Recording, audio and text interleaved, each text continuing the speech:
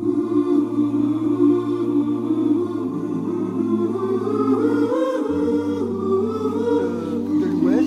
Alors ça c'est l'ouest.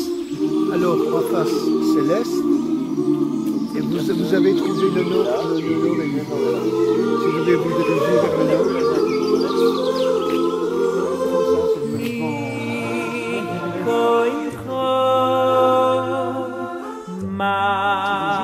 Avant qu'il ait envie de sortir. Il n'avait pas envie de sortir. Il y a des gens comme ça qui font tchouva. Il y a des gens qui font tchouva. Ils n'ont pas envie de faire tchouva. C'est-à-dire si tu le laisses, tu le prends comme il est, à froid comme ça. Tu parles avec lui, et jamais il va faire tchouva. Mais on lui envoie une lumière qui lui enlève le libre arbitre. Maintenant, quand on lui a enlevé le libre arbitre, il est obligé de faire tchouva. Il ne peut pas faire autrement. Mais sur ça, il n'a aucun salaire, puisque maintenant on lui a enlevé son libre arbitre. Après, petit à petit, on va lui remettre son libre arbitre. Et quand il va retrouver son libre arbitre, il va être très en colère. Parce qu'il va voir que le Maasé s'est fait avoir. Parce qu'on lui a mis de lumière. Cette lumière, elle l'a obligé à faire tchouva. Et maintenant, il n'a plus envie. Mais maintenant, il ne peut plus reculer, il est dedans déjà. Alors maintenant, il va commencer à construire comme le crédit. Comme le crédit, tu achètes une belle voiture. Elle est là, elle est magnifique et tout, mais tu n'as rien donné. Tu as donné 100 € pour l'acheter, c'est tout. Et maintenant, tu vas commencer tous les mois à payer. Quand tu vas finir de la payer, ça va être déjà une vieille voiture, elle ne vaut plus rien déjà. Maintenant, quand on est sorti d'Égypte, on ne voulait pas sortir. La preuve, c'est que dès qu'il y avait une épreuve, toujours on commençait à râler, dire ouais, pourquoi tu nous as sortis, pourquoi il n'y a pas des tombes en Égypte, c'est pour nous enterrer, etc. Toujours il y avait ces réactions-là, parce qu'on ne voulait pas. Maintenant, petit à petit, on s'est habitué. Et les Maasé, tous ceux qui sont sortis d'Égypte, ils ne sont pas rentrés en Eretz. Ils ne sont pas arrivés au bout. Parce que les épreuves qu'ils ont eues, ils n'ont pas pu les surmonter. Pourquoi ils n'ont pas pu les surmonter? Parce que le ratson qu'ils avaient, ils n'étaient pas assez chazak. Ils n'avaient pas, ils étaient trop faibles. Et leur cœur, il est resté trop en Égypte. Ils étaient trop attachés à l'Égypte avec tout ce qu'ils ont vécu en Égypte. Donc c'est que leurs enfants qui ont pu faire le pas. Eux, ils n'ont pas pu rentrer en Israël. Alors que c'était par rapport à notre époque, c'est pas, Shalom, et pas croire que c'est des gens, si tu prends un de Yotse Mitzrayim, tu l'amènes maintenant et il devient tzadikador tout de suite, c'est des gens d'un très haut niveau. Mais à leur niveau à eux, il y avait un problème dans le ratson. Et par rapport à ça, une personne qui veut tchouva, cela s'irrite sans le cœur, c'est comme ça alors. Ouais. Il ne veut pas faire tchouva, qu'on lui envoie tchouva parce que... Il y a des gens, ils ont compris qu'il faut faire tchouva. Ouais. Mais tout leur régèche, toute leur sensibilité, elle est pas prête du tout. C'est ce qui m'est arrivé à moi. Pardon? C'est ce qui m'est arrivé à moi. Non, mais ça arrive à beaucoup de gens. Akadosh Baruch Hu, il attrape chacun par un côté. Mais il y a beaucoup de gens que c'est comme ça. C'est-à-dire sur papier, ils sont d'accord de faire tchouva. Mais quand il faut vivre la tchouva, c'est très difficile pour eux. Parce que toute la sensibilité, tout ce qui est le côté émotionnel, il est attaché à des choses qui sont complètement en dehors de la Torah. Et il ne peut rien faire, le pauvre, il est malade, c'est pas de sa faute. Il faut lui laisser du temps. Il y a des gens, par exemple, la drogue, il sait que c'est pas bien de se droguer. Il te dit, je vais m'arrêter. Mais il ne peut pas. Il faut que tu l'aides, il faut que tu lui donnes quelque chose, un médicament ou quelque chose qui va l'aider pendant les premiers mois. Il faut qu'il aille dans un endroit où c'est séparé de ces choses-là, qu'il se refait, qu'il ait confiance en lui, etc. Petit à petit, alors que dans sa tête, il est d'accord 100% mais seulement il ne peut pas. Il a c'est trop lourd. Et c'est quoi le travail? Parce qu'à part faire une doute, et Dieu me dit qu'est-ce qu'on peut faire bêta, c'est le travail qui crée peut-être goutte après goutte, ça prend beaucoup de temps. Non, c'est pas d'Afka que ça prend beaucoup de temps. Ça peut ne pas prendre beaucoup de temps. C'est pas obligé que ça prenne beaucoup de temps. Non. Alors, qu'est-ce qu'on fait? Toi, tu dois prier, c'est tout. Toi, tu dois vouloir et prier. Et dire à Kadosh Baruch Hu, regarde, tu m'as aidé à faire tchouva, tu m'as rentré dans la Torah, je t'en supplie, ne me renvoie pas. Même si tu vois, regarde, que je suis tellement bête que j'arrive même pas à apprécier cette chose-là, parce que je suis encore attaché à des bêtises, mais ne me renvoie pas, garde-moi, ça va aller mieux, Bezat Hashem, tu vas m'aider, et petit à petit, je vais me purifier, et ça va changer. Il faut parler avec Hachem, il faut lui dire, parce que les Maasé, c'est quelqu'un qui est rescapé. C'est comme des gens qui demandent un asile politique pour un pays parce qu'ils ont des problèmes dans leur pays. Alors ils ont un asile dans un autre pays. Et maintenant, si ce pays-là, il les renvoie chez eux, ça y est, ils vont retourner dans leurs problèmes qu'ils avaient avant. La tchouva elle-même, le début, c'est un cadeau total parce que personne ne peut faire tchouva d'après sa conscience à lui. On est obligé de lui donner quelque chose pour qu'il fasse tchouva. Maintenant, ce surplus de conscience et de neshama qu'on lui donne, après, il va falloir qu'il le paye, ça. Maintenant, quand il faut passer à la caisse pour commencer à payer, il y a des gens, ils n'arrivent pas. Ils disent, moi je croyais que ça allait être comme ça toujours, j'allais avoir de la lumière et ça allait être bien et tout.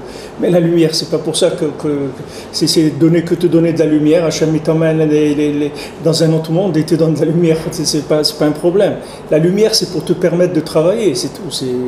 Maintenant, tant que tu es dans une période d'assistana, une période de convalescence, alors Hachem il te donne de la lumière. Mais Bémet, la vraie tchouva, les Chachamim me disent, la vraie tchouva, elle commence le jour où tu perds la lumière complètement. Tu n'as plus de lumière, tu n'as plus envie, rien, c'est mort complètement. Là, ça commence la tchouva. Parce que ça veut dire commence à tirer les chèques sur ton compte. Il n'y a plus personne qui paye pour toi. Après, pour moi, ça commence avec le mariage. Oui, il y a des gens c'est avec le mariage, il y a des gens c'est avec l'âge, il y a des gens c'est avec des problèmes de santé, il y a des gens que c'est des problèmes par Nassa, chacun. Mais il y a un moment où extinction des feux, ça s'éteint. La personne n'a plus envie. Elle n'a plus envie du tout. Alors maintenant, qu'est-ce qu'il va faire? Il va travailler mais gratuit, c'est-à-dire il n'y a plus de lumière. Avant, il croyait que c'était la tchouva, ça va être toujours avec de la lumière. Et maintenant, il voit qu'il n'y a plus de lumière. Alors qu'est-ce qu'il va faire? Et à partir, s'il part, ça veut dire que c'était un consommateur. C'est-à-dire la tchouva, ou qu'il aurait trouvé le football, ou le tennis, ou tout, c'est la même chose pour lui. Il voulait de la lumière. Alors, il a trouvé de la lumière là-dedans. Mais s'il reste sans lumière, ça veut dire que c'est quelqu'un intéressé par la vérité, pas par la lumière. Parce que lui, il sait que c'est la vérité. Maintenant, il n'a pas de lumière. C'est-à-dire, il n'a aucun plaisir à faire ça. Ça fait rien. Il doit rester. Il ne peut pas partir. Et s'il part, ça veut dire que c'était quelqu'un, il voulait s'amuser, c'est tout. Il a trouvé ça l'amusait, les chassidim, les chants, les habits chassid, la prière, tout ça l'amusait. Maintenant, le jour où ça l'amuse plus, alors il s'en va. Moi, c'était qu'avec des macotes. Makot de Mitzrayim. Un peu comme ça. Hachem, il fait chesed gadol, il faut remercier beaucoup à vous. Parce que on est dans une génération où il n'y a personne qui a le mérite de faire tchouva. Il n'y a personne qui a le mérite de connaître la vérité. Afal Piken, il fait des cadeaux, il envoie des tzadikim, il envoie de la lumière, et beaucoup de gratuits. Il y a beaucoup de gratuits. Mais au moins, ce qu'il nous demande, c'est rien que de dire merci, c'est tout. D'être modé. C'est-à-dire que si quelqu'un il est modé, qu'il est bête, que c'est un idiot, c'est pour ça qu'il n'arrive pas à sentir la merveille de la Torah. Mais si quelqu'un il sait ça déjà, ça y est, il est sauvé. Parce que maintenant, qu'est-ce qu'il va faire? Il va souffrir. Mais de quoi il souffre? Il souffre de sa bêtise. Il ne souffre pas parce que la chose, elle est difficile. La chose, elle n'est pas difficile. Ok. Là, maintenant, je le problème. Comment ça, c'est pas difficile? Moi, je comprends que je suis bête. Je comprends très bien. On peut dire que c'est pas difficile. Pourquoi? C'est un travail, c'est vraiment un effort. Qu'est-ce que ça s'appelle difficile? Difficile, ça veut dire que tu ne comprends pas. C'est ça qui rend les choses difficiles. Mais quand tu comprends, c'est plus difficile. Quand tu sais pourquoi c'est comme ça. Mais justement, le truc, c'est ne pas comprendre, c'est rentrer, quoi. Quand maintenant tu es dans la Torah, et tu sais que maintenant ce qui t'empêche d'avoir du plaisir dans la Torah, d'être heureux dans la Torah, c'est le fait que tu t'es intoxiqué avec des choses qui t'empêchent aujourd'hui d'avoir accès à ça.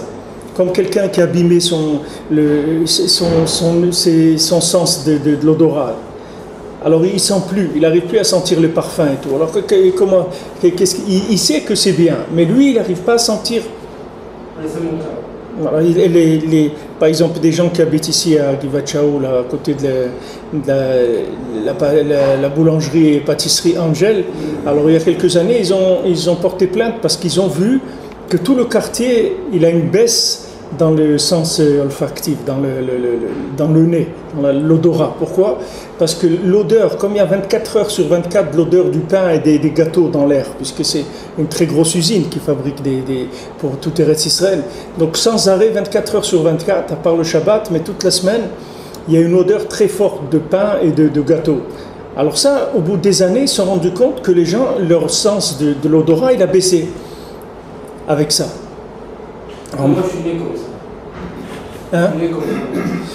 Alors chacun il a son package au départ, avec quoi il est. Et c'est avec ça qu'il doit travailler. C'est comme Isaac qui m'ont mis une boulangerie quand j'étais dans ma mère. C'est des choses qui viennent avec le Gilgoul. Chacun, quand il vient au Gilgoul, il vient aussi. Il y a des gens, ils doivent venir, ils doivent naître dans une famille goy. Il y a des gens, ils naissent goy. C'est des juifs, mais ils naissent goy. Alors maintenant, il doit faire un chemin dans sa vie pour qu'il va retrouver la Torah. Il y a des gens, ils naissent dans une famille des Admourim, des Rebes. C'est le fils d'un Rebbe, le petit-fils d'un Rebbe, d'un Admour dans la Torah. Et lui, Bémet, c'est un voyou. Mais il est né là-dedans. On lui fait une épreuve là-dedans. Chacun il vient dans un endroit par rapport à... Il a un ta'alir à faire dans sa vie. Moi, je me dis un truc que je ne comprends pas. Si il y a par exemple une syndic qui a des enfants, alors il lui transmet ses mieux ta'alir à l'enfant. Alors comment ça fait qu'il arrive un qui est voyou? Il y a des neshamot qui viennent pour être réparés. Et elles viennent chez toutes sortes de gens. Mais justement, dans la période de chinour de l'enfant, il reçoit les méthodes des parents. Si les parents ne reçoivent pas les méthodes... Le chinour, c'est autre chose. C'est le travail que tu fais à partir de la matière qu'on t'a donnée. Tu as une éducation à faire. Mais tu vois, Bezat Hashem, si tu as des enfants, tu vas voir que chaque enfant, il est différent complètement. Il n'a rien à voir avec l'autre. Il y a des enfants qui se vexent facilement, et des enfants qui ne se vexent pas du tout. Il y a des enfants qui sont audacieux, des enfants qui sont timides. Et c'est des frères et sœurs, mais ils ont des midotes complètement différentes. Chacun il a son travail sur terre, il vient avec un... Mais je peux comprendre, le bas de la chaîne, il a dit que tout ça dépend du gueule. Les minutes de la femme, c'est le reflet de ce qu'il y a dans... Il y a beaucoup de choses là-dedans. Le hikar, c'est que quand les parents ils se comportent bien, ils sont dans la Gdusha, alors l'enfant, c'est facile pour lui. Il a moins de clipotes qui viennent sur lui. Il a plus de facilité dans la Gdusha. Mais il peut avoir des choses à régler qui sont importantes. Il peut être venu pour régler des choses qui sont importantes. Maintenant, il peut avoir plus de facilité qu'un autre à les régler. Ça vient des parents. Comment ils l'ont conçu, quelles pensées ils avaient au moment de la conception, etc. Combien ils ont prié, combien ils avaient l'intention de faire ça, les Shem Shamaim, etc. Alors l'enfant, il est beaucoup plus sensible à la Kedusha.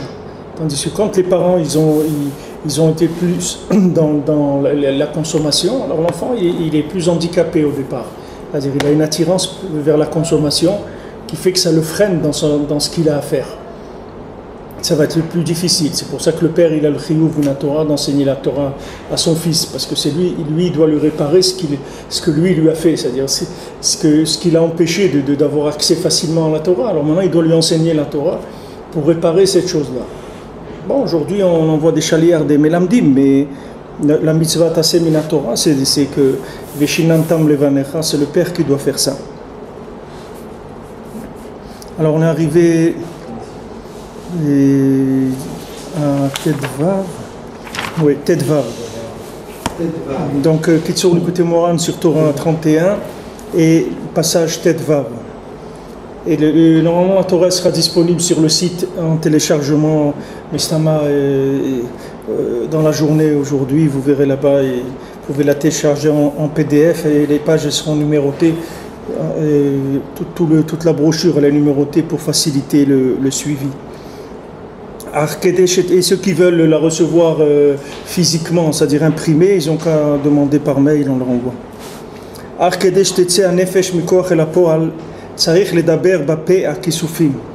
Maintenant, si quelqu'un il veut faire naître l'âme qui est en potentiel, il doit dire avec sa bouche, exprimer son vouloir. Donc le vouloir, ça crée une âme. Cette âme, elle est en potentiel. Si on veut faire naître l'âme, il faut exprimer le vouloir par la parole. Que grâce à la parole, le fait que le vouloir s'est exprimé dans la parole, alors l'âme se complète comme un bébé qui était un fœtus et maintenant il se complète, il finit et il naît. Maintenant il va naître. Elle sort l'âme maintenant du potentiel à la réalité. Comme c'est écrit dans Shirachirim, mon âme est sortie Bedaboro, dans dans le fait de parler. Dans le fait qu'il a parlé, ça fait sortir mon âme. C'est-à-dire que l'âme est née grâce à la parole.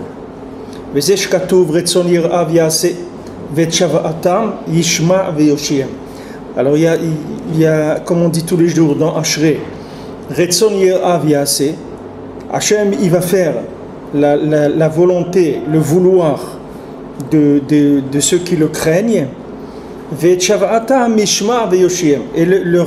quand il va y avoir une shava'a, c'est-à-dire quand ils vont prier, ils vont l'exprimer, ils vont crier vers Hachem, ils vont prier, ils vont dire par la parole ce que leur ratson, alors Yishma ve'yoshiem, à ce moment-là que il va entendre, il va les délivrer. Donc il y a première étape, c'est Retson Yerav Yaseh, c'est-à-dire que maintenant il fait le ratson de ceux qui le craignent, c'est-à-dire ceux qui craignent Hachem, ils vont avoir du ratson. Maintenant quand ils vont faire Shav'atam, alors à ce moment-là Yoshiem. Parce que maintenant quand quelqu'un il a du vouloir, il a des languissements pour Hachem, alors son âme elle se crée en potentiel, c'est-à-dire elle est Beibour, cette âme-là, elle est en stade de fœtus dans la personne. À ce moment-là, ce qu'il a demandé, c'est déjà prêt, c'est-à-dire potentiellement, c'est déjà prêt. Comme Rabbeinu l'a dit, le mashal, qu'il y avait une ville qui était entourée par une forteresse. Alors il y a une armée qui est venue pour attaquer la ville et elle a attaqué les remparts de la ville, la forteresse qu'il y avait, et ils ont commencé à envoyer des canons, etc. et ils n'arrivaient pas. Alors après ils ont envoyé toute l'infanterie et tout, et aussi ils n'arrivaient pas. Après même les civils, ils ont été et ils n'arrivaient pas, ils sont morts eux aussi. Alors maintenant qu'est-ce qui restait? Il restait des femmes, des enfants, des gens sur des chaises roulantes, des trucs comme ça. Alors ils ont dit, qu'est-ce qu'on va faire? Qu'est-ce que nous on peut faire? On ne peut rien faire, comment on va attaquer la ville?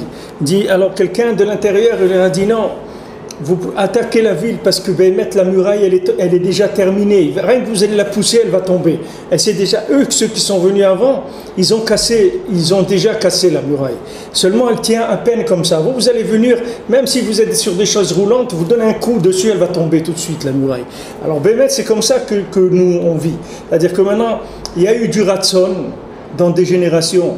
Et ils ont fait des choses. Maintenant, nous, on est là à la fin.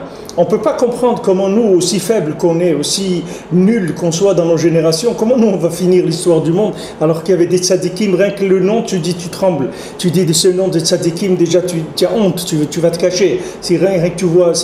Tu dis, mais eux, ils n'ont pas amené la Géoula. Comment moi je vais amener la Géoula? Mais non, c'est pas ça. Eux, ils ont amené la Géoula, ils ont travaillé. 99,999 du travail, il est fait déjà, c'est terminé. Maintenant, toi, tu veux venir, tu vas pousser, tu vas faire un Mizmor Tehilim, tac, ça y est, Mashiach revient. Je dis, mais ne crois pas que c'est le Mizmor Tehilim que tu as fait toi qui l'a amené. Le Mizmor Tehilim, c'est marqué Bepatish, c'est-à-dire tu as fini, c'est tout. Tu as terminé, il manquait une goutte. Il fallait 200 litres dans le tonneau, maintenant il manquait une goutte. Tu es venu, toi, tu as mis une goutte, ça y est, le tonneau il s'est rempli. Mais ça ne veut pas dire que c'est toi qui as rempli le tonneau. Toi, tu as mis une goutte. Alors il dit ici comme ça que c'est-à-dire l'âme elle se crée mais en potentiel, elle est là, elle est créée mais elle est béibour, elle est en fœtus. Maintenant ce qu'il a demandé et ce qu'il a voulu ça se fait mais en potentiel. Et après quand eux ils vont faire Shav'atam, c'est-à-dire la prière, chez Medabrim Bepiem Aishtokekut, qu'ils vont dire avec leur bouche ce qu'ils désirent, grâce à ça, Akadosh Baruch Hu va les entendre et il va les délivrer. Vous comprenez? C'est-à-dire que maintenant, eux, ils ont fait tout le travail. L'âme, elle est prête déjà. L'âme, elle est déjà prête. C'est-à-dire que ça y est, elle est entièrement faite. Mais maintenant, elle doit sortir. Pour qu'elle sorte, alors il faut que ça vienne dans la parole. Pour ça que Rabbeinu il a insisté dans la parole. Pourquoi Rabbeinu il a tellement insisté sur le dibour, sur la hitbodedut, sur la tfila, le shlemut à la shona kodesh. Rabbeinu l'a dit, la shona kodesh, c'est tikkun abrid. Il faut marber la shona kodesh. Dis des choses, il faut dire tout ce que tu peux dire en Torah, en tfila. Dis avec ta bouche. Parce que pourquoi? Parce que l'âme, elle est déjà faite. C'est pas maintenant que tu vas commencer. Parce qu'il y a des gens qui disent ouais, mais je vais dire, mais si j'ai pas beaucoup de kavana et tout, qu'est-ce que ça va donner? Non, c'est pas maintenant ce qu'on te demande. Tu comprends pas, c'est technique. C'est comme maintenant une dame, elle doit accoucher, une maman. Alors on lui dit maintenant il faut pousser. Il y a un moment où vient la sage-femme ou le docteur, il dit maintenant pousser. Qu'est-ce que ça veut dire pousser? Mais ça y est, le bébé il est là, il est déjà à moitié, il est sorti déjà. Ça y est, poussé, il va sortir.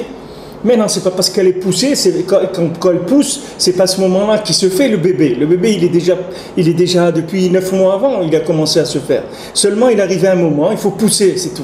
Il n'y a plus rien d'autre, c'est rien que pousser pour qu'il sorte. Maintenant nous c'est pareil. Nous on arrive à des générations où il faut dire les choses avec la bouche, c'est tout. Dire les choses avec la bouche, ça s'appelle faire la naissance de la chose. Mais l'âme, elle a déjà été conçue par des tzadikim dans des générations d'avant. Pour ça que Rabbeinu l'a dit, Gamarti vegmor, j'ai fini et je vais terminer.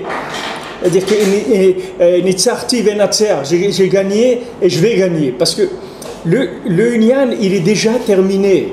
C'est-à-dire que la Géoula, Bémet, elle est déjà faite.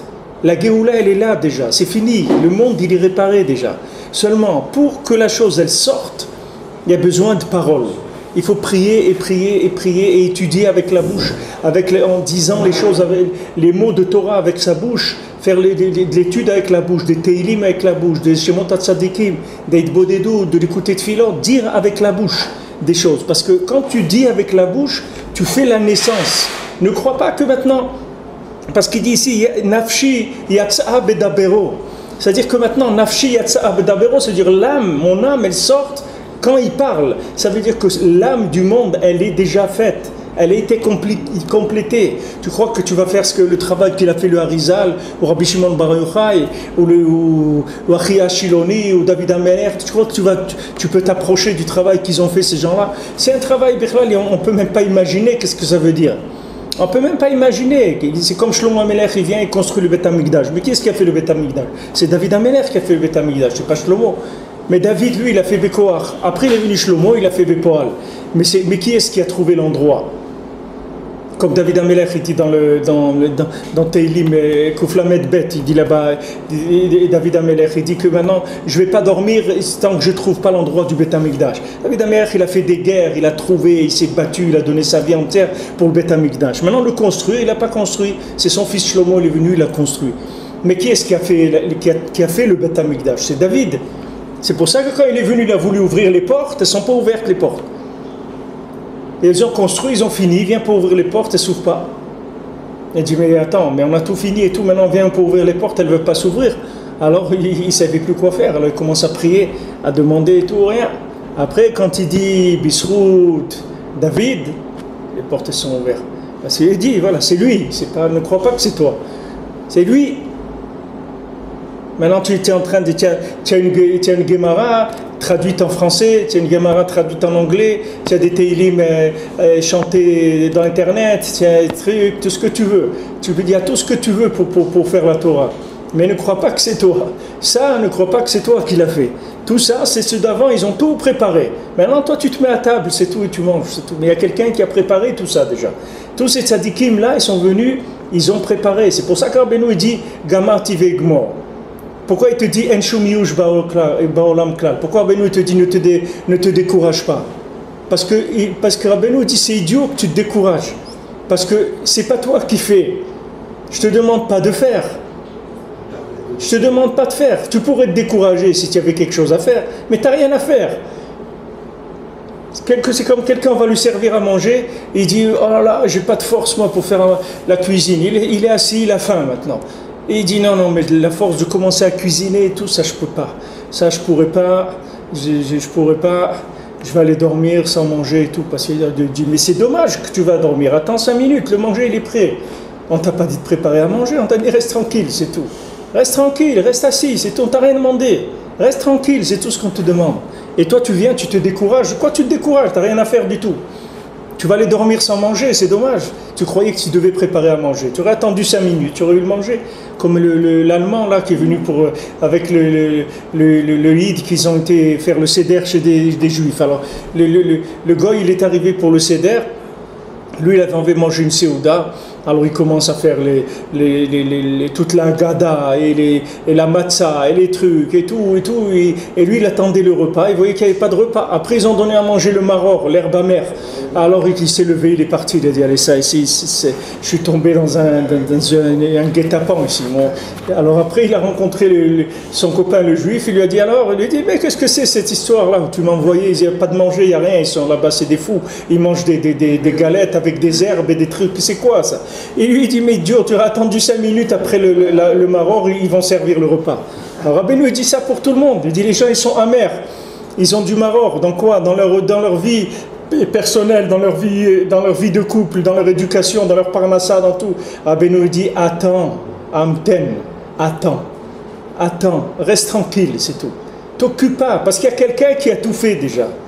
Mets-toi dans la tête qu'il y a quelqu'un qui a terminé. Rabbeinu l'a dit, gamarti, il n'a pas dit itralti, j'ai commencé. Rabbeinu il dit gamarti, j'ai fini. Qu'est-ce que ça veut dire j'ai fini? Ça y est, c'est terminé. Alors qu'est-ce qu'on fait ici? Rien, reste tranquille, c'est tout. Reste tranquille, arrête de t'énerver et de gesticuler dans tous les sens. Reste tranquille, c'est tout. Reste tranquille. Le tzaddik, il a tout préparé pour que le monde il ait la Géoula. Tout est prêt déjà. On te demande, reste tranquille, c'est tout. Maintenant, tu peux ouvrir ta bouche, ouvre ta bouche. Chaque fois que tu vas ouvrir ta bouche, le bébé il va sortir un peu. Tu peux pas. Reste tranquille. Rabbeinu il dit qu'une femme qui va accoucher, il faut qu'elle crie 70 kolotes. Shivim kolot. Elle doit crier 70 voix, 70 sons qui doivent sortir de sa bouche avant que le bébé puisse sortir. À ce moment-là, après le bébé il sort. Parce qu'il faut qu'il y ait ces voix-là pour que l'âme elle puisse sortir. Avec comme les 70 visages de la Torah. Et après, cette âme-là, elle sort dans le monde. Elle atterrit dans ce monde-là de la matière, elle sort dans la matière. Moi, je me souviens, quand mes enfants, ils naissaient, chaque fois qu'ils venaient de sortir, je prenais comme ça, je dis alors, tu es venu avec nous ici, qu'est-ce que tu dis, comment tu trouves ici, par rapport à où tu viens, mais ça c'est pas, mais on va faire ce qu'on peut pour être saméach ensemble, tout, on va faire ce qu'on peut faire. C'est terminé, l'histoire du monde, elle est terminée déjà. C'est ça qu'il faut avoir en tête, il faut le savoir, il faut le rentrer dans son cœur. Il n'y a pas quelque chose à faire. On dit le 3e Beth Amikdash, Hachem il va le descendre tout près. Ça veut dire qu'il est fait déjà le Beth Amikdash. Il va descendre, c'est tout. Et pour le faire descendre de là où il est à ici, Nafshi Yatsa Bedabero, c'est tout. Tu parles, chaque fois que tu dis un mot de Torah, un mot de vouloir vers Hachem, un mot de prière, il descend un petit peu. Il descend. Toi tu vois rien, mais tu vas voir qu'à un moment, quand il va sortir, ben, tout le monde va le voir. Il fait une parole de plus et ça y est, il est là. Alors maintenant, voilà, toi tu participes à la naissance. Il y a des gens qui ont participé à la conception, il y a des gens qui ont participé à tout le hibour, tout le temps où le fœtus il était en train de se faire, et il y a des gens qui participent à la naissance. C'est-à-dire, mamash, à la sortie du bébé, mamash.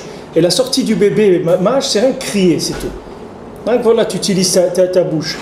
Retson yaviase, vet shav'atam, quand maintenant shav'atam, quand maintenant il crie vers Hachem, Yishma, Hachem il entend shav'atam, ve yoshiem.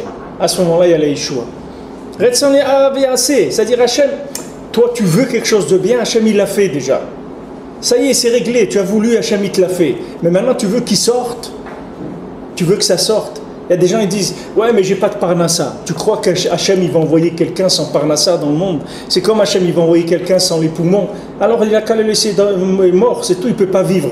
Hachem il va envoyer quelqu'un qui lui manque, qui n'a pas de cœur, qui va naître sans cœur. C'est pas possible, il faut qu'il lui donne des organes, que ça marche. Même des fois si ça marche pas très bien, mais il faut que ça marche un minimum. Est-ce que quelqu'un va venir dans le monde sans Parnassa? Ça n'existe pas, quelqu'un qui vient sans Parnassa. Mais quoi? Sa Parnassa, elle est là. Elle attend. Elle attend quoi? Qu'il ouvre la bouche, c'est tout. Dès qu'il va ouvrir la bouche, la Parnassa, elle va sortir. Pour l'instant, elle est cachée, comme Adam Arishon. Adam Arishon, tous les arbres, tous les fruits, tous les légumes et tout, ils étaient sous la terre. Ils attendaient quoi? Qu'il prie. Dès qu'il a prié, ils sont sortis. C'est pas qu'ils ont commencé à pousser. Ils étaient déjà prêts, mais ils étaient sous la terre. Ils attendaient sa prière pour sortir de dessous la terre. Aujourd'hui, c'est exactement la même chose. On nous demande rien de dire les choses avec notre bouche. Parce que les tzadikim, ils ont terminé déjà la réparation du monde. C'est pas qu'on te demande maintenant de faire des tikkunim, comme il a fait Moshe Rabbeinu, ou comme il a fait Rabbi Shimon Bar Yochai, comme Moshe Rabbeinu, Hachem lui a dit, dans 2 jours, je vais amener la Torah. Et Moshe Rabbeinu, il a dit non, il leur a dit, soyez prêts pour le 3e jour. Et dit comment Hachem lui a dit 2 jours, lui dit 3 jours. C'était la Bechira de Moshe Rabbeinu, Rabbeinu dit. C'était ça son libre arbitre. C'est qu'il devait comprendre que Hachem il lui a dit 2, mais lui, Bémet, il devait dire 3. Mais c'est pas des choses, nous on ne demande pas des choses comme ça. Nous on demande des choses très très simples. Nous on te dit, tu as une parole, tu as une bouche, utilise-la, c'est tout. Chaque fois que tu vas dire un mot de Torah, un mot de Tfila, tu vas faire naître Mashiach. Tu vas naître, c'est pas que tu vas le concevoir. Il est conçu le Mashiach. Et Mashiach, il est là, il tourne dans la rue, il est là. Mais tu peux pas le voir, il n'est pas né tant qu'il n'y a pas les paroles qu'il faut. Nafshi yatsa bedabero. Mon âme, elle est sortie avec sa parole. Quand il a parlé, l'âme, elle est née. Donc ce concept-là, c'est un concept général. C'est pas quelque chose qui s'applique qu'à une chose. C'est une généralité. Il faut savoir que tout le monde a tout. Tout le monde est bémet dans une génération. Tout le monde, il peut kulanu chachamim, kulanu nevonim, kulanu yodim et Torah. Tout le monde est chacham. Tout le monde comprend. Tout le monde connaît la Torah, toute la Torah et tout. Mais seulement ce qu'on lui demande, c'est d'ouvrir la bouche, c'est tout. S'il ouvre la bouche, il va faire naître ce qui est en potentiel pour l'instant. Mais c'est là, c'est en potentiel. Seulement, il faut le faire sortir. Pour le faire sortir, tu vas faire avec ta bouche. On ne te demande pas de faire des choses. Ce que tu es en train de faire, s'il fallait faire toutes ces choses-là, alors Béhémet, il y a de quoi se décourager. Parce que Béhémet, on ne peut pas faire on ne peut pas faire toutes ces choses-là. Ce qu'ils ont fait les tzadikim dans les autres générations, Béchoum, enfin, jamais on va arriver à faire, nous, ces choses-là. Mais seulement, ce qu'on nous demande à nous, c'est pas de faire... C'est comme la sage-femme. Une sage-femme, elle peut faire 10 accouchements dans la journée, mais elle ne peut pas avoir 10 enfants dans une journée. Elle peut aider quelqu'un à coucher 10 fois dans la journée, 10 femmes différentes. Elle va leur dire, allez, vas-y, crie, etc. Ça y est, le bébé, il sort, et le bébé va sortir. Elle peut le faire 10 fois dans la journée. Mais elle-même, elle ne peut pas avoir 10 bébés. Nous, c'est pareil. Qu'est-ce qu'on va nous demander à nous? Nous, maintenant, on fait la fin de l'accouchement, c'est tout. De le faire sortir le bébé, c'est tout. La tête, elle est sortie, truc. On doit finir de le faire sortir. Mais on ne nous demande pas ni de le concevoir, ni de le porter, ni de tout ce qu'il y a eu, ça y est, tout ça, c'est fait déjà. Les sadikim, ils ont fait tout ça. Pour ça que Rabbi nous l'a dit, Gamarti vegmo. Ça y est, j'ai fini. Nitzarti, j'ai gagné, j'ai fini. Ça y est, la guerre avec le Yetzer Hara, elle est terminée. Rabbeinu, il a tué le Yetzer Hara, il est mort, c'est fini. Tout ce que vous voyez, c'est pas du Yetzer Hara. C'est rien que des dimionotes, c'est rien du tout. C'est rien du tout. Rabbeinu, il a dit, on ne va plus l'appeler le Yetzer Hara. Rabbeinu l'a dit comme ça. Il y a 8 noms du Yetzer Hara dans la Gemara, dans Sukkot. Il y a 8 noms. Rabbeinu, il a dit, maintenant, on va lui donner un autre nom. On va l'appeler l'imagination, l'imaginaire. Parce qu'il n'existe plus. Il n'existe plus. Mais maintenant, comme les gens, il n'existe plus. Alors les gens, ils l'ont imaginé. Parce qu'ils peuvent plus, ils ont créé l'imagination du Yetzer Hara. Mais le Yetzer Hara, lui, il est mort. Le matin, quand je veux me voir Tfila et que je fais ah, ça c'est pas une imagination, c'est quelque chose de réel. Alors comment quoi tous les matins que quoi? Tous les matins, quand je veux me voir Tfila, je fais ah. Yetzer Hara, c'est de l'imagination, c'est pas vrai. Oh, c'est pas vrai. Tu connais le malade imaginaire? Ouais, je suis malade imaginaire. Non, c'est un malade, mais c'est un malade imaginaire. Quelqu'un il vient, va lui dire, allez viens, lève-toi. Une fois quelqu'un il était chez Rabbeinu, son bras il marchait pas. Il avait le bras comme ça dans une écharpe parce qu'il pouvait pas bouger son bras. Alors Rabbeinu lui a dit enlève l'écharpe. Alors lui, il pouvait pas. Il dit non, je peux pas enlever l'écharpe. Mon bras il marche pas. Rabbeinu lui a dit, je te dis, enlève l'écharpe. Alors il a enlevé l'écharpe. Rabbeinu lui a dit, ah, shalom aleichem, comment ça va, etc. Ça y est, son bras il marchait. Mais lui il croyait comme il avait l'écharpe. Avant il marchait pas son bras, alors il croit que toujours il marchait pas. Le Yetzer Hara aujourd'hui il n'existe plus. Le Yetzer Hara qu'il y a aujourd'hui, c'est de l'imagination, c'est tout. Alors le fait qu'il convaincu qu'il existe encore, ça c'est une imagination. Ouais. Parce que l'homme il a besoin, il a peur de perdre les repères habituels de la vie et il veut s'accrocher à des choses au monde comme il est. C'est ça qui empêche la Géoula. C'est que les gens ils n'arrivent pas à imaginer vivre dans l'époque messianique, c'est-à-dire Mamash avec Mashiach. C'est difficile pour les gens d'imaginer ça. Donc ils essayent de créer un contexte de vie qui continue à être sans le Mashiach. Comme ils ont dit des gens qui ont caché les Juifs pendant la guerre, une fois que la guerre elle est finie, alors ces Juifs-là, ils étaient cachés dans des caves et tout, ils travaillaient pour les gens, eh bien ils leur ont pas dit que la guerre elle était finie, parce qu'ils si on leur dit qu'ils vont partir, ils vont plus travailler pour nous, alors ils ont laissé dans les caves 1 an, 2 ans après qui avait déjà l'armistice. Mais nous c'est la même chose, c'est-à-dire que c'est fini déjà. Le Rebbe vient et te dit ça y est, c'est terminé, c'est terminé. Et l'homme maintenant il veut continuer à dire non mais comment on va faire et tout, il faut qu'on continue, non on peut pas. Tu vois, il y avait la manne. Mais ils ont dit mais non on veut pas la manne, non on veut du manger normal. On veut pas la manne. Mais dis mais Dieu, mais tu donnes de la manne. Tu sais qu'est-ce que ça veut dire de la manne? Tu sais ce que c'est de la manne? C'est quelque chose, tu as tous les goûts du monde. Tout ce que tu veux, qu'est-ce que tu veux? Est-ce que tu veux manger, tu as le goût. Dis non, moi je veux des tomates, des concombres, des trucs. Le plus dur c'est d'y croire maintenant. C'est ça le plus dur. C'est quand tu dis écoute, viens au mal, voilà, alors quoi, je prends un billet, je vais au mal, j'ai réglé mes problèmes. Le plus difficile c'est y croire. Parce que quand on n'y croit pas, ça ne marche pas. Ah ben non, c'est dans le dessin animé, là, quand il court très vite, il a dépassé la montagne, il marche dans le vide. Oui. Il continue à marcher, dès qu'il regarde en bas, il tombe. Alors que s'il ne regarde pas, il c'est vrai. C'est vrai, c'est exactement ça. C'est la Emouna qu'il faut voir. Si tu as la Emouna, Béhémet, si tu as la Emouna, que le Yetzer Hara, il n'existe pas, tu verras qu'il n'existe pas. Il n'y a pas de Yetzer Hara. C'est que des dimyonotes. Quand tu vois un film à l'écran, les gens que tu es en train de voir là, ils existent là. Bouge, mets-toi sur le côté, tu vas voir qu'il n'y a personne. Bichlal. Il n'y a personne dans l'écran. Et pourtant, ce qui est à l'écran, ça va te donner, ça va te faire rire, ça va te faire pleurer, ça va te faire de la peine, ça va t'énerver. Tout ça avec quoi? Avec rien, il n'y a rien.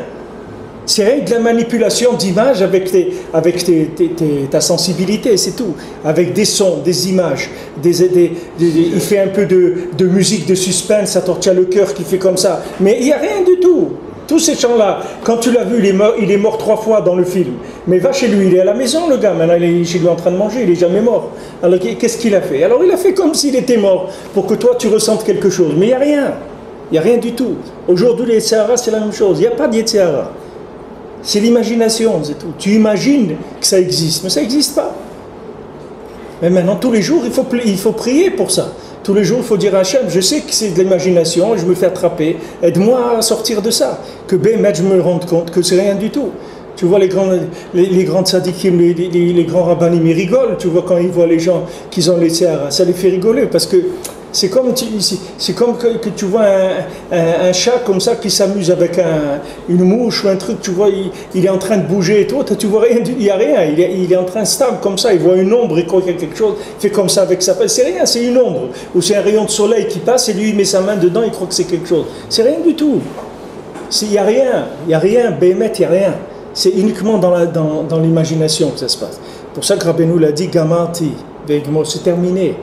Ça y est, c'est terminé, il n'y en a plus, il est mort, tout. Maintenant, ça va juste prendre le temps de sortir. Et comment tu vas sortir? Avec ta bouche, c'est tout. Tu as tout dans la bouche.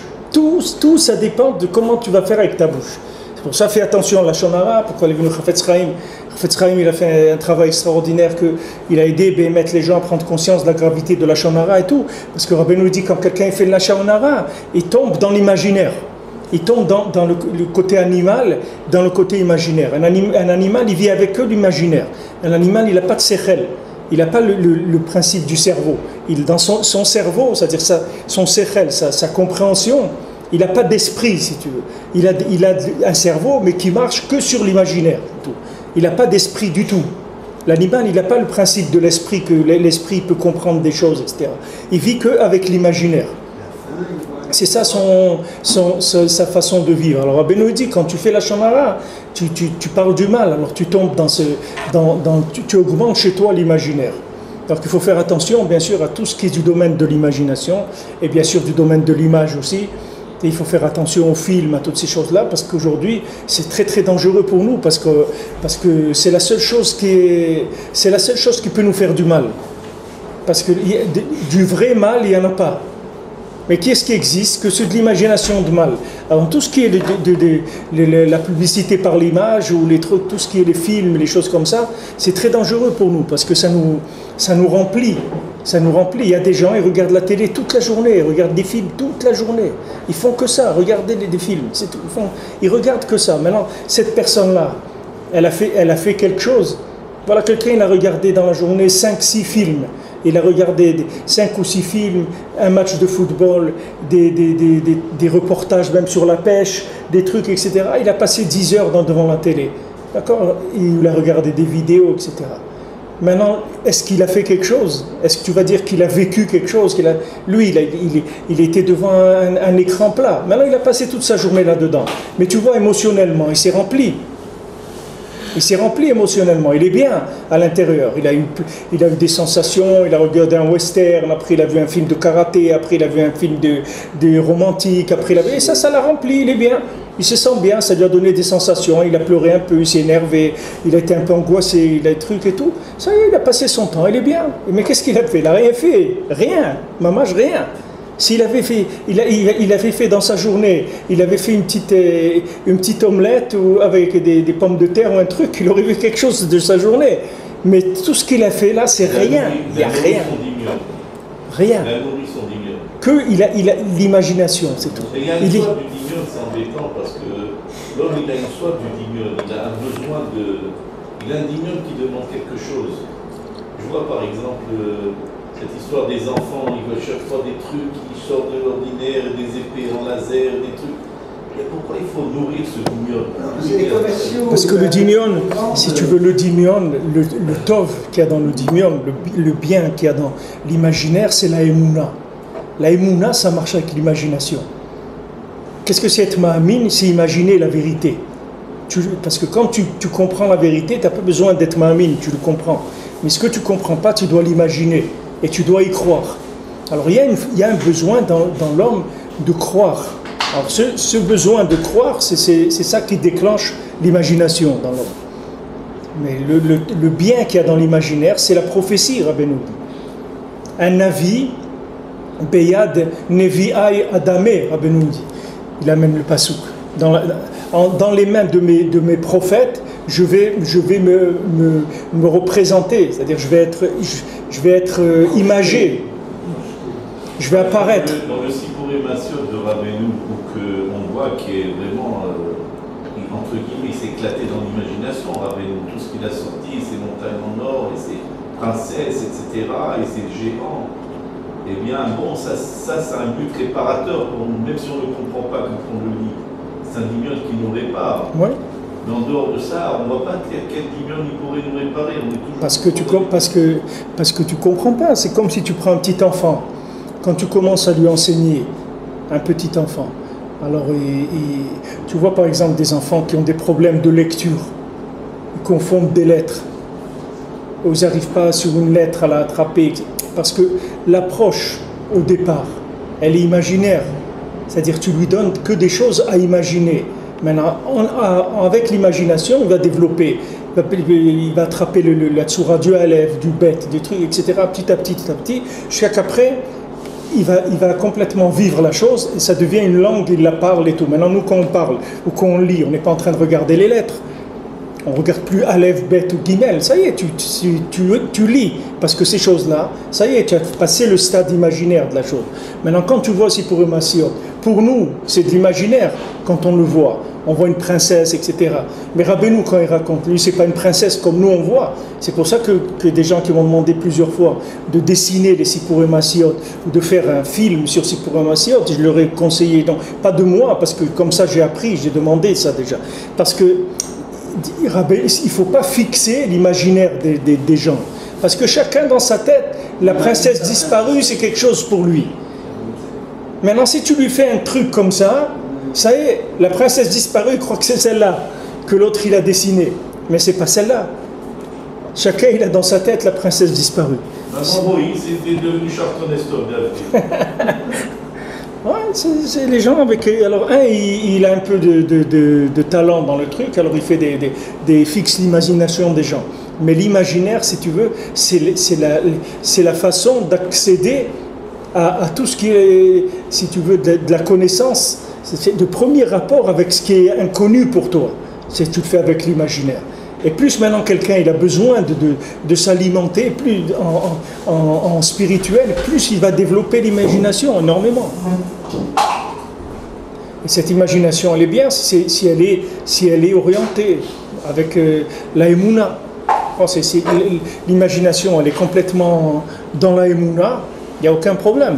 Maintenant, étudie le Zohar, étudie la Kabbalah et tout, c'est que de l'imagination la Kabbalah. C'est que des images la Kabbalah. Il n'y a pas un sechel comme si tu fais des mathématiques. C'est pas les mathématiques, c'est une chokhma. Maintenant la Kabbalah, c'est une chokhma, mais qui est que par l'imaginaire. Ça travaille que avec l'imaginaire.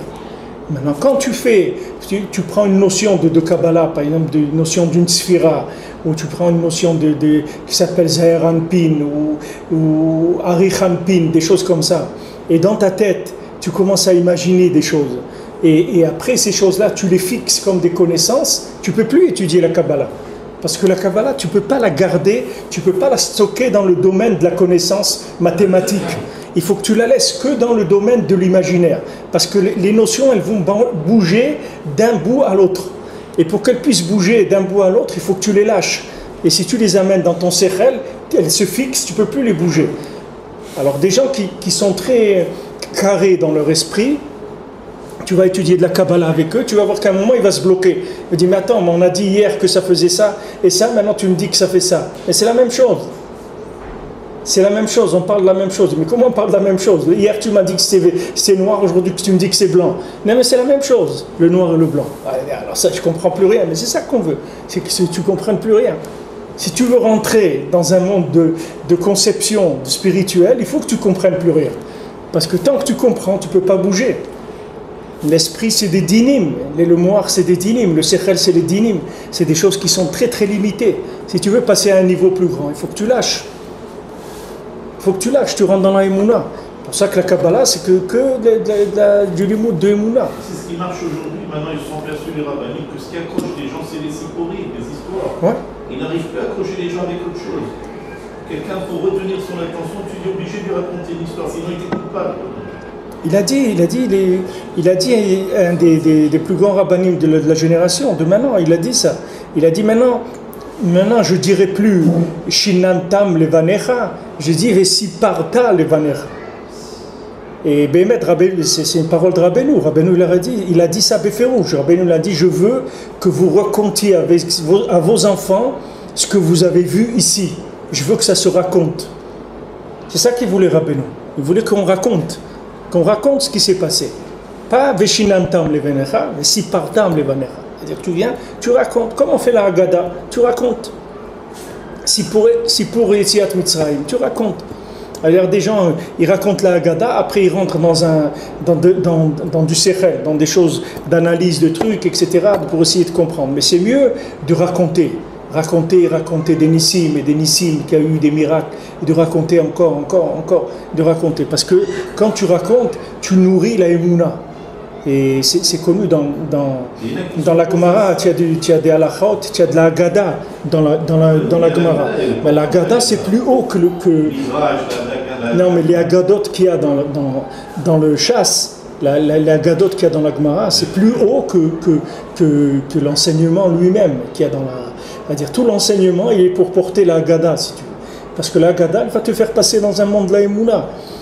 Quand tu entends un maasé d'un tzaddik, ça te donne envie tu fais un rapprochement, tu t'imagines, ça te réveille le ratson, tu vois. Tu vois, c'est comme ça, Rabbeinu, il a dit, Rabbeinu, il est né dans la maison du Baal Shem Tov.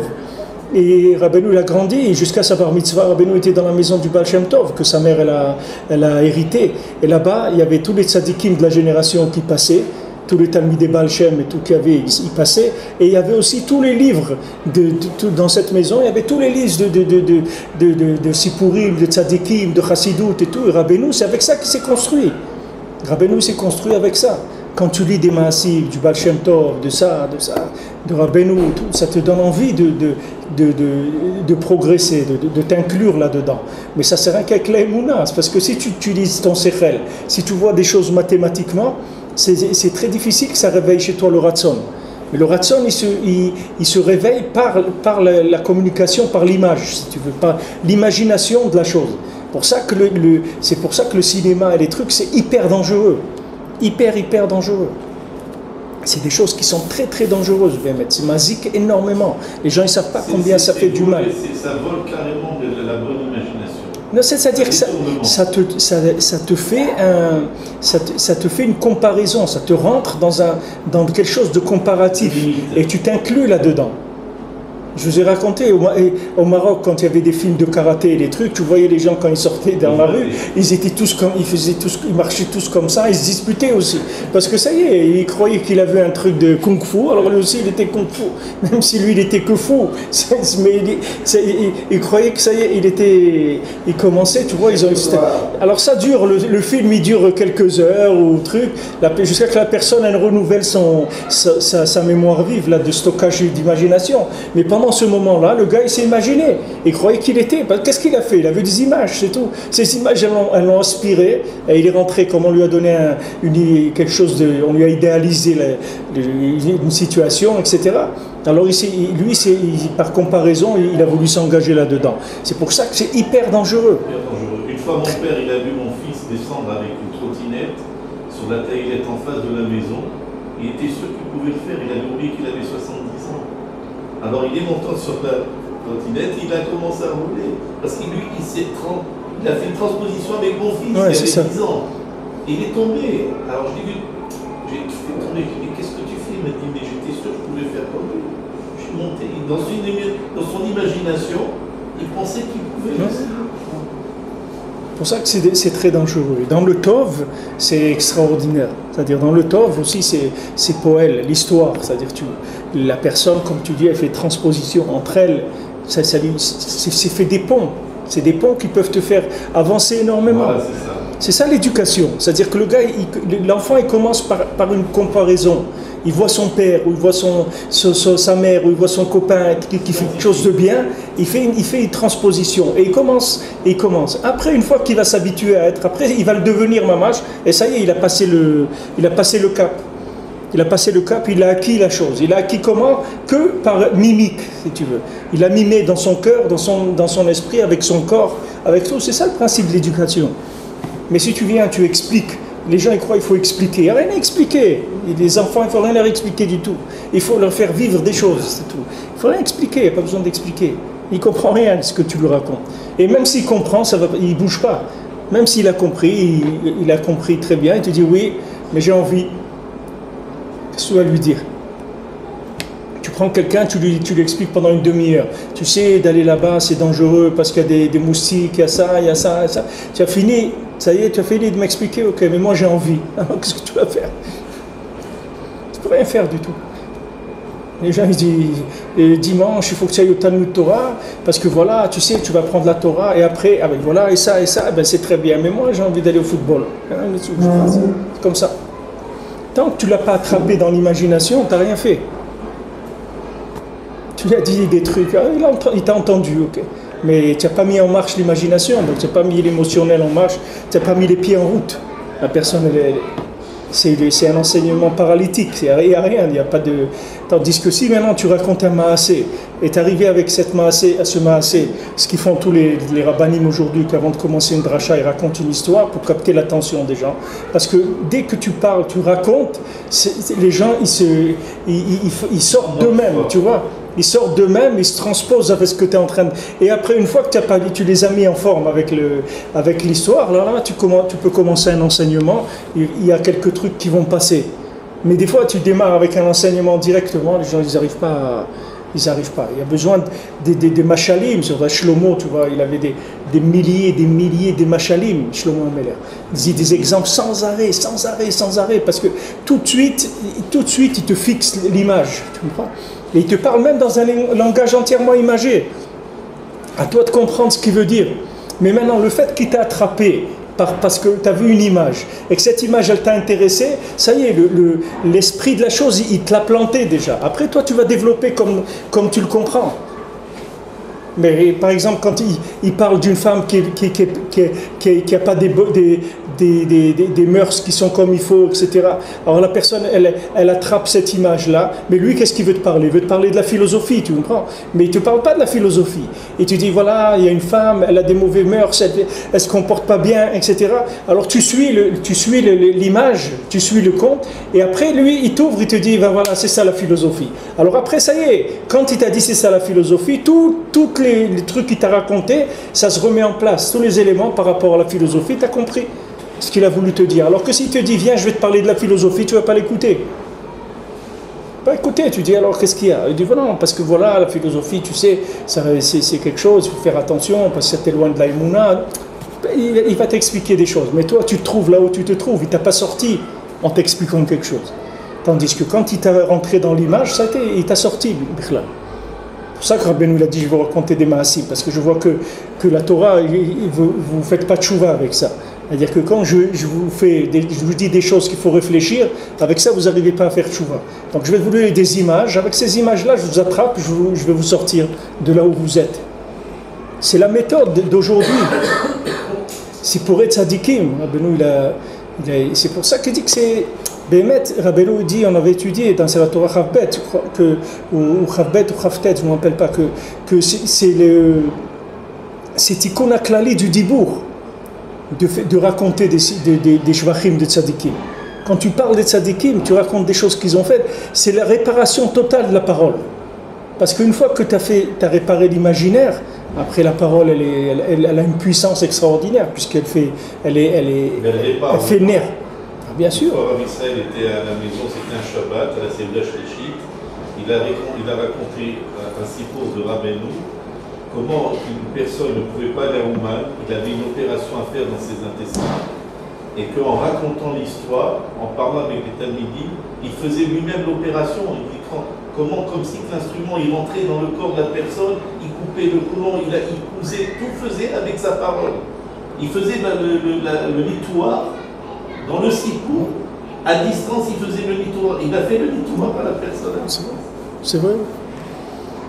C'est vrai. Ça peut se faire parce que si tu veux, l'action, quand quelqu'un fait quelque chose avec ses mains, l'action qu'il fait avec les mains, elle est beaucoup plus basse que ce qu'il fait avec la bouche. C'est-à-dire quand tu parles, tu peux faire beaucoup plus de bien et beaucoup plus de mal que ce que tu peux faire avec tes mains. Parce que c'est beaucoup plus puissant. La parole, elle est avant. Marshava Dibour Maasé. C'est-à-dire que maintenant, le Maasé, il est beaucoup plus bas. C'est-à-dire que si tu as une maîtrise de la parole, tu peux agir avec la parole seule. Tu n'as pas besoin de faire avec tes mains. Tu n'as pas besoin de descendre avec les mains. Tu utilises les mains du monde, c'est-à-dire la matière, tu la manipules avec ta parole. Tu n'as pas besoin de toucher avec les mains. C'est pour ça que quelqu'un, il peut opérer sur quelqu'un d'autre, il peut le soigner, il peut le guérir, il peut l'influencer à distance, tout, qu'avec sa parole, c'est tout. Et il y a aussi, au niveau de la marshava aussi, il y a des gens rien qu'avec la marshava. Bli kol. Rabbeinu dit Tsa'aka mi'alev. Il y a des cris qui sont des cris du cœur, sans mots, il n'y a pas de mots. Mais le cœur, il hurle à l'intérieur. Que avec la marshava, il n'y a pas de son qui sort. C'est des niveaux, mais tous ces niveaux-là, ils agissent. Rabbeinu dit que dans l'écoutez-moi, pourquoi il faut faire attention à la pensée, surtout des gens qui ont fait des actions qui ne sont pas bien dans leur vie, comment ils doivent faire attention à leurs pensées. Parce qu'il dit que leurs pensées à eux, c'est des actions directes. Parce qu'ils ont tellement fait des actions là-dedans que la pensée, elle fait directement de l'action. Et il dit que si quelqu'un il pouvait voir, il verrait que sa pensée, ça construit des binyanim, des constructions mamash dans le monde. Ça, rien qu'avec sa pensée. Surtout quelqu'un qui a été mécalquel avec ses mains, quelqu'un qui a fait beaucoup de bêtises avec ses mains, c'est-à-dire dans le monde de l'action. Après, il suffit que sa pensée, elle retouche ces endroits-là pour créer des choses là-bas. Alors que quelqu'un qui n'a jamais touché à ces choses-là, la pensée, elle risque pas d'arriver tout de suite en bas. Elle peut être arrêtée. Mais quelqu'un qui a beaucoup agi, la pensée, elle va amener directement des changements dans l'action. Pour ça que Rabbeinu dit faire très très attention aux mauvaises pensées. Pachout, Rabbeinu il dit que le Yetzer Tov, qu'est-ce que c'est? C'est Marchavot Tovot, Rabbeinu, des bonnes pensées. C'est ça Yetzer Tov. Et que c'est des Yetzer Hara, c'est Marchavot Raot. Marchavot Raot, c'est Yetzer Hara. Alors quelqu'un qui a déjà alimenté beaucoup le Yetzer Hara dans sa vie, il a intérêt à faire attention à sa Marchava. Parce que sa Marchava, elle se concrétise très très rapidement. C'est-à-dire il y a un lien très fort entre l'action et la pensée, puisque c'est quelqu'un qui était habitué dans des actions qui n'étaient pas bien, donc sa pensée, elle se concrétise très rapidement. C'est une Torah dans l'écoute moral, le Rabbeinu dit ça. Shoez-nous, un bébé comme ça.